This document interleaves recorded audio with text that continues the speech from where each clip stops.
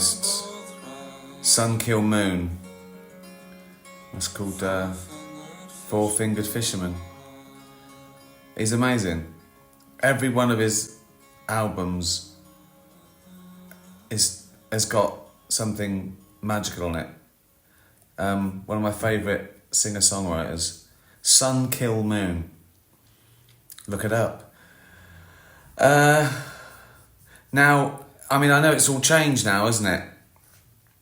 On Twitter Live, because you can't ask a question unless you're verified. Is that true? So I answer questions that people have asked me on Twitter beforehand, which is a bit annoying. So you can still join in.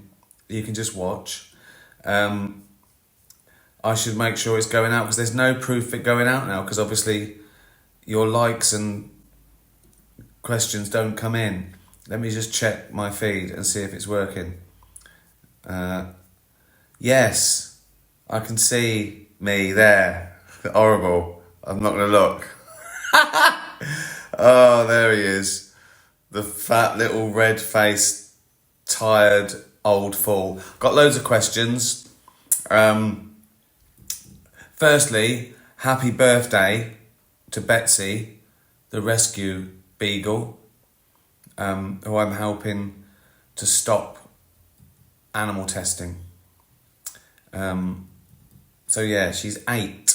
Right, let's get down to it. Charlie Black Cat, Uncle Ricky, would you rather go to the moon or as deep as possible in the ocean? I don't want to do. I really don't want to do either. Obviously, I'm scared. Safety, pretty terrifying. Whatever, it would still be pretty experimental, wouldn't it? And both a long way from home and normality. I mean, I think the deepest bit is only like 7 miles, but has anything done it yet? Is there a submarine that's done it even? I mean, also, when you go, so you're 7 miles under the sea, it's dark, you can't see a thing, you got your lights, you're in a submarine or whatever it is. But that's no different really to being in a submarine in a field in Chiswick. Do you know what I mean? At least with the moon, you get out the spaceship and you walk around a bit and go, I'm on the fucking moon. Oh look, 1/3 of the gravity, I can hop in slow motion. And that's not enough, is it? That's not enough to go, what are you going to the moon for? So I can sort of hop in slow motion? Do you know what? We could rig something up here. There's the risk is too much for the reward. You know what I mean? I'm willing to risk, like, getting on a plane is a bit of a risk. Not much statistically, but like getting on a plane to LA to play the Hollywood Bowl, small risk, great reward. Going down in I'd freak out straight away. I got onto a submarine. I was at some show once in Reading, or Newbury or something. I don't know. I was a kid. I went on a submarine, walked around, didn't like it. Bit cramped. Also, I mean, it'd be the same going to the moon. I'll be thinking, is this spaceship going to fucking work? I mean, the Wi-Fi goes down here. I can't use the remote control. I'd be fucked. That's it. I'm just floating around, just waiting for my oxygen to run out and my roast dinner in a tube of toothpaste. Yeah. No, it's not good. But in a submarine, I'd just be thinking all the time, there's some fat bloke in a boiler suit. Did he check the fucking rivets? Am I going to be a news story? I didn't check the rivets. What happened? Got crushed. Just fucking thousands of tons per square inch. Just squished him. Fucking horrible. So, neither. Good question though. Thanks very much. Genie in a bottle. Will you do more advertising on TV? I'd like to. But Dutch Barn, we had our first TV ad. It was the one with Auntie, and they said you can do it if you. I think it was just take out a swear word, which seems easy, doesn't it? But it still sort of retained the sort of fun and silliness. So I'm just going to keep doing adverts the best I want, and if one of them happens to be okay for TV, or they can do something that makes it okay, then yeah. But I like doing I sort of like doing the ones that can't get on TV more. I'm surprised any of my stuff gets on TV, really. Thank God for Netflix. They say things like, how many cunts in it? I go, about 25. They go, yeah, all right. I go, cheers. Not too many, is it? When I say how many cunts, I don't mean the actors. I mean the word. Fiona, please will you do official merchandise on the tour? I'm desperate for a Mortality t-shirt with all the venues and dates on the back. Yeah, I sort of used to, and I stopped it. I didn't do it for Supernature and Armageddon because it's a hassle, because you have to have people there every night doing it for you, and again, it's sort of effort versus reward, because even if hundreds of people buy a t-shirt, tens of thousands have already bought a ticket for like 50 quid. So it seems, also the reason I didn't do it is I don't want to prize out another 20 quid from someone who's already paid 50 quid. I know some people want it. We did look at and I think Mortality would be the best t-shirts, but there is a thing now where instead of like all the merchandise there, you get a QR code and you can just order it online. I don't know if that's the same. I think people want to buy it when they're there, don't they? And have it and go, that's a sort of a souvenir. But I might do some online so everyone can get it, whether you went or not. But we'll see. Julia Campbell, what was the reaction? What has the reaction been to the title of your current stand-up show? I'm going to get a ticket while they're still cheap. Mortality, I don't know. I suppose, all my titles are they're largely irrelevant. It's something to hang off. There's a slight theme, but you always end up talking about the same sort of stuff, don't you? Your life, what you've seen. I deal in the same subjects I always have, because I'm interested in the big subjects, life and death and morality and all that. So I don't think the reaction to the show's been great, but it always is. Every time I do a show, I tour for a year, every night is fantastic, sold out, everyone loved it. It's not until it goes on Netflix and someone gets a clip and someone puts it up and says, this is disgusting, and everyone goes, yeah, it's awful. They weren't there. So I only do it for the people who bought a ticket, got up, went out. I do it for them and they have a great night. Now it goes on Netflix, I'm not really bothered, because people can then package outrage. They go to a show, they can't really go, there's nowhere to go. What do? Tweet, I didn't like it. Someone goes, oh, whatever. But when they get a little clip and go, look at this terrible bit, look at this awful, offensive bit, people can go, yeah. But the good thing about that sort of thing is it's come out the other side. No one really cares now. With the last sort of few years, people have been able to stir up trouble. But you just ride the waves, or I did. And now, I think no one even cares. Now someone tries to stir up trouble, people go, yeah, you're offended. We know. We assumed. Which is good. I think they sort of overplayed their hand a little bit. They cried wolf too many times. So that I suppose that's the good thing that's come out of cancel culture. People just go, shut the fuck up. They still try though. Good luck to them. Jenna, Any updates on the animation you're working on?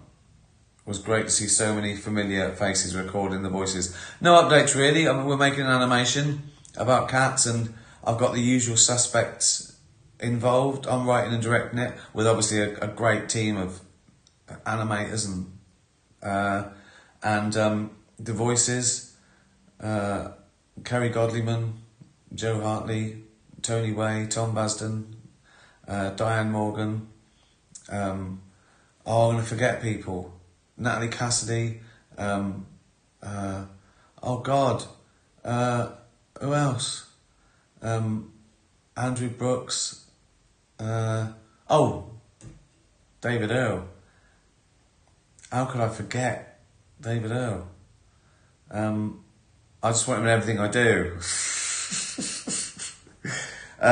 So yeah, and it's about a group of cats sort of living like a gang, and they're sort of like living on the edge.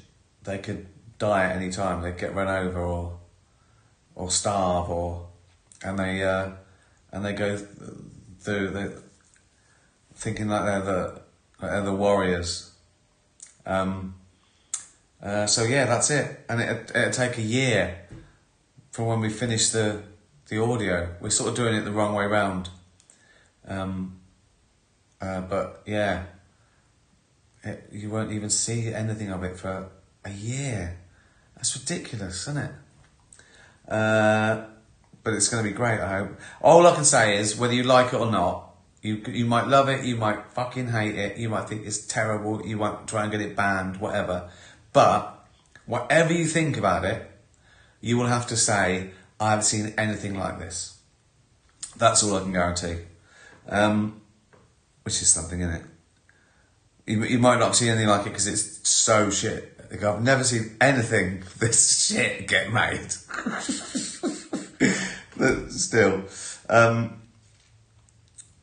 Doris, would you rather lose your elbows or your knees?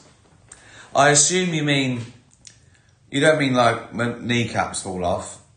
You mean I've got no joints. I've just got straight legs or straight arms. I assume that's what you mean. So straight legs, I just have to walk like that, don't I? I mean, it's not great, but I feel that I'm going to miss more if I can't. I mean, even eating, you couldn't eat, could you? Oh, I've got to lose my knees and just walk like I'm on stilts. Yeah, I've got to be able to. Can I play tennis? I could, couldn't I? I run a bit funny, but play the guitar, sit down. I suppose you just sit down with your legs out, don't you, like that? Yeah, I've got to lose my knees. I really need my elbows. Couldn't drink. Fuck it. The knees are gone. Gunnar, who lost his lovely brother Andy this week. R.I.P. Andy. A very, very good boy. Gunnar asks, fly like Superman or talk to the animals like Dr. Dolittle? Now, see now you've picked my favourite, my all-time favourite of the superpower is flight. No doubt about it. I'd love to. Talking to the animals would be... The trouble with talking to animals is, I think they talk shit. If you could talk to a rabbit, you go, how you doing? You go, carrot. What? Carrot. Right. So, carrot, you know what I mean? It'd be very limited. I think people would think that they'd talk to it and they'd be wise. You know what I mean? Like a 200-year-old tortoise. What have you seen? Strawberry. What? Cucumber. Right. No, but you were alive the same time as Martin Luther King. Oh, actually, so was I. That's a bad example.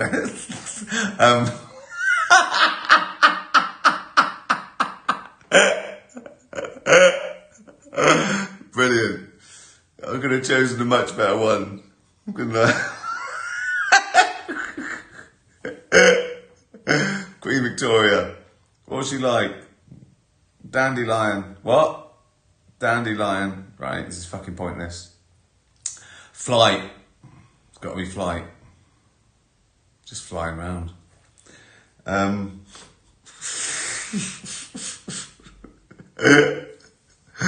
Oh, God. I'm tired. Been a long week. I've been doing lots of work. Been gigging and working on this animation. I've got no excuse. Jonas.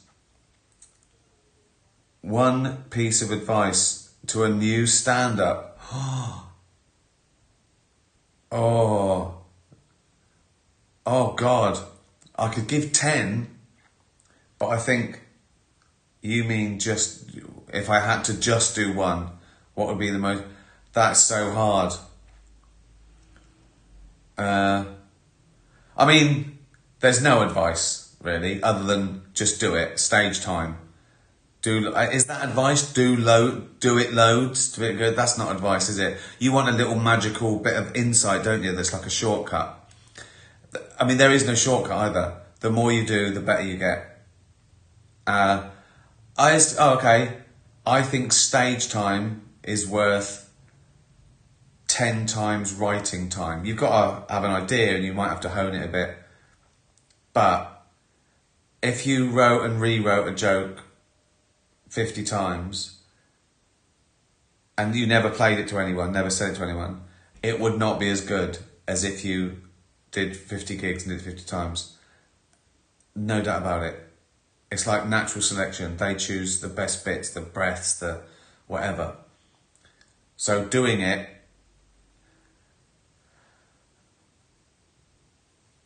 be honest or be brave. Be brave and honest. Is that two? Be brave and honest. Because everyone can work hard. Everyone can get good. Everyone can have good ideas. But some people are scared. You can beat people by not being scared and being honest. Some people are scared to be honest because they think they don't want to leave a piece of themselves out there or be too honest about themselves. They protect it in there. Like, I remember one warm-up I did about 10 years ago. I was, I've got to do this. So I went out and I went, I fucking hate this. And it got a laugh because people knew I meant it. They knew that wasn't a bit. I wasn't meant to say that. And they know that. They know that intuitively.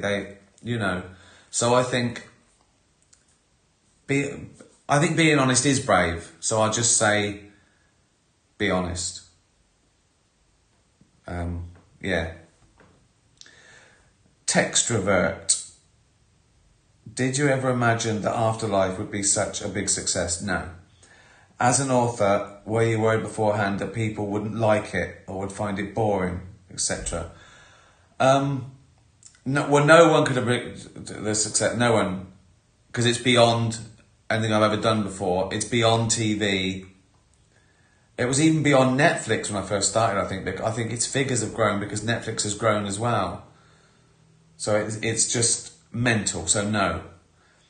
Was I worried that people wouldn't like it or find it boring? Well, that's always the case. You always go, what if no one likes it? Specifically, my worry wasn't that they'd find it boring. I think I was worried that could people find it to be a comedy when it was surrounded by sort of death and grief and sadness and addiction and loneliness and mental illness. That's what I thought. I thought, will people go, how the fuck is this a comedy? Which some still did. But could it be funny? But I thought, yeah, because real life's like that. All my experiences of grief and that, there's also been comedy. Like, I talk about it. My parents' funerals. There's always jokes and, you know, that sort of dark humour. But that was my worry, that people would go, oh, this is weird. How is this a sitcom? It's weird. It's depressing. But you got to give it. You got to take a chance, haven't you? Because if I'd have second guessed it, oh no, I'll just do what everyone else does. But no, no one could have predicted you can never predict that sort of success, really. Leslie, what is your favourite film guaranteed to pick you up? And what is your favourite mixer for Dutch Barn? Dutch Barn. Thank you. Well, my favourite mixer for Dutch Barn would be, I think, orange juice with ice and tonic. I don't do fancy cocktails much. I think it's a bit of a waste. When you do a cocktail and it's like straight away you're drinking 4 units and it's like a soft drink. It's like you've had 2 and you've blown the evening. Do you know what I mean? So I like to know how much alcohol I've got in each thing, and how long's the evening? How much can I drink? So I'm quite simple. And I think it's the only vodka I ever tasted that you could taste neat like whiskey. There's some. It's not just like diluted ethanol that sort of burns on the way down. It's got something. It's like the Jamesons of vodka. I was surprised. Oh, that's lovely. That's. But yeah, a classic, I think. Your vitamin C with orange, you're drinking to get vitamin C, or the lovely tonic. You do the math. What is your favourite film guaranteed to pick you up? Oh, I mean, would that be a comedy film? Because I've films pick me up that aren't comedy films as well. I love, like The Godfather is an amazing film. I love watching an amazing film. But what's uplifting? Do you mean something like Rocky? Like it's or comedy? I like the classics, really. I like things like Tootsie and Play It Again, Sam. Like if I'm flicking around and Spinal Tap's on, this bit, I'll just have to watch it till the end. A film that picks you up. What's a film that, if you don't count Christmas films, It's a Wonderful Life. Oh God. Oh, The Graduate. It's so difficult just choosing one. I will say. Oh, it's something that makes you feel really good.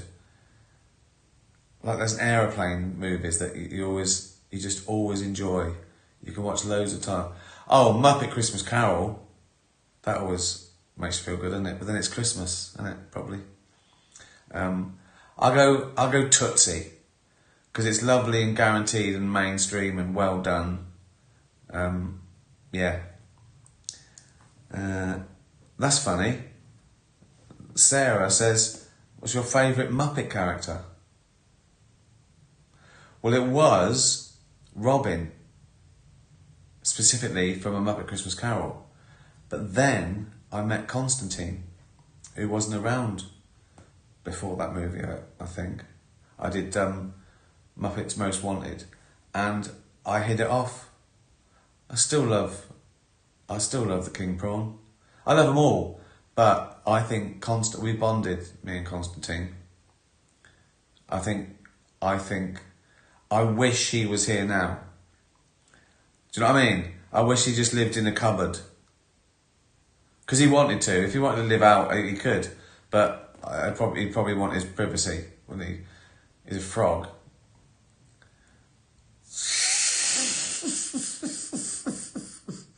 How people know when I do go mad and I start talking and I go, oh, I'd love to have a frog friend. People go, oh, is Ricky doing his... No, he's mental now. Oh, really? Yeah. He wants to have a frog friend. Oh. Do you think someone... Like, because I've got the money to probably be able to afford someone living in the floorboards.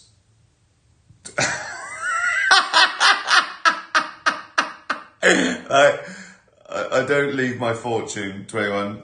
I just say, as I'm dying, I just pay loads of great puppeteers and actors. As I walk through, I'm losing my mind. They're all going, "Hey, Ricky," you know what I mean? What a great last few years that would be if you would just believed that the Muppets were real.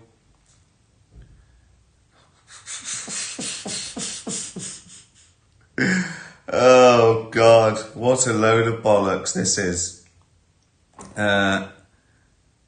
Ducky, is there anything you have had to cut out of mortality because you think it went too far or that people were not ready to hear it? Not really, because no. There's things that might get a gasp early on, then you explain it and you make it. You have to find a reason to say something, and then I think people are okay with it. That's what annoys me, this myth. People go, oh, anyone can go out and just be offensive. Go on, try it. Just try it, right? But, well, first you wouldn't sell any tickets, right? But imagine just going out to a sold-out show and doing 10 minutes and just being offensive. People would they go, who's this? Within the 30 seconds you go, yeah, there's more to it. There's a trick to this. So people say, oh, anyone can make anything funny by swearing. Again, have it a go. Just go out there and do it and just swear a lot. See how far you get. You'll soon go, yeah, there's jokes as well, isn't there? There's a reason. That's just a total myth. So no, there's nothing that I think, once it's honed, it's either good enough or it isn't. I mean, you drop the very bottom. If you record 80 minutes and you want your special to be 65, you have to lose 15 and you lose the worst 15. But it doesn't mean that 15 was bad. It means the other stuff was better.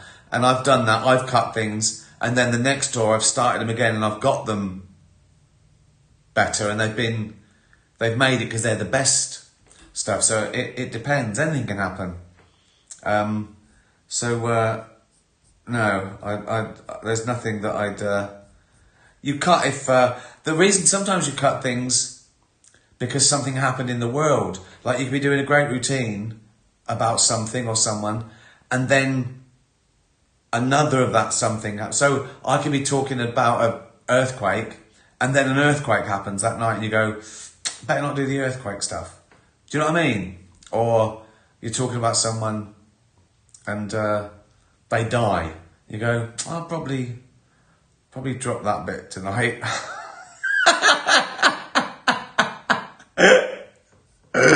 So there's certain things are in your head, but in general, it's either good or it isn't. It's either worthy as a joke or it isn't. Well, that's been another complete load of bollocks. I hope you enjoyed it. Buy some Dutch Barn. Buy some can of water. I have to sponsor myself.